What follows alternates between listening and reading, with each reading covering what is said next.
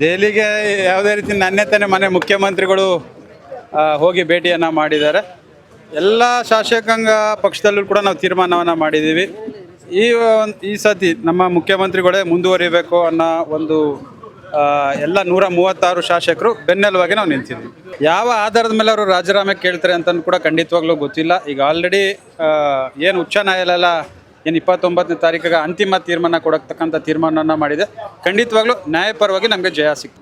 ಖಂಡಿತವಾಗ್ಲೂ ಎಲ್ಲೋ ಒಂದು ಕಡೆ ನಮಗೆ ಭಾಳ ನೋವಾಗ್ತದೆ. ಯಾಕಂದರೆ ನಮ್ಮ ಮೈಸೂರು ಜಿಲ್ಲೆಯವರೇ 2ನೇ ಬಾರಿ ಮುಖ್ಯಮಂತ್ರಿಗಳಾಗಿರ್ತಕ್ಕಂಥ 40 ವರ್ಷ ರಾಜಕಾರಣದಲ್ಲಿ ಯಾವುದೇ ರೀತಿ ಕಪ್ಪು ಚುಕ್ಕಿಯನ್ನು ತರೆದು ದೇವರಾಜ ಅರಸು ನಂತರ ಏಕೈಕ ಮುಖ್ಯಮಂತ್ರಿ ಯಾರು ಇದ್ರೆ ಅದು ಸಿದ್ದರಾಮಯ್ಯ ಸಾಹೇಬರು.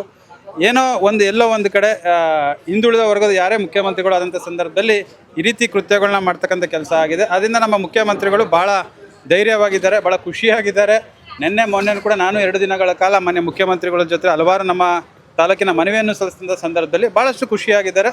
ರಾಜ್ಯದ ಅಭಿವೃದ್ಧಿ ಬಗ್ಗೆ ಭಾಳಷ್ಟು ಅವರು ಚಿಂತನೆಯನ್ನು ಮಾಡ್ತಿರ್ತಕ್ಕಂಥದ್ದು. ಈ ಒಂದು ಹೋರಾಟ ಅವರು ಮೊನ್ನೆಯಿಂದ ಹೋರಾಟವನ್ನು ಮಾಡಿದಂಥ ಮುಖ್ಯಮಂತ್ರಿಗಳಲ್ಲ. ಅವರು 40 ವರ್ಷದಿಂದ ಹೋರಾಟವನ್ನು ಮಾಡ್ಕೊಂಡು ಬಂದೇ ಮುಖ್ಯಮಂತ್ರಿಗಳಾಗಿರ್ತಕ್ಕಂಥದ್ದು. ಇದೇನು ಅಂಥ ದೊಡ್ಡ ವಿಚಾರ ಅಂತ ಇವತ್ತೆಲ್ಲ ಏನು ಚರ್ಚೆಯನ್ನು ಮಾಡ್ತಿದ್ದಾರೆ, ಇದು ನ್ಯಾಯಾಲಯ ಮುಖಾಂತರ ನಮಗೆ ಜಯ ಸಿಗ್ತದೆ.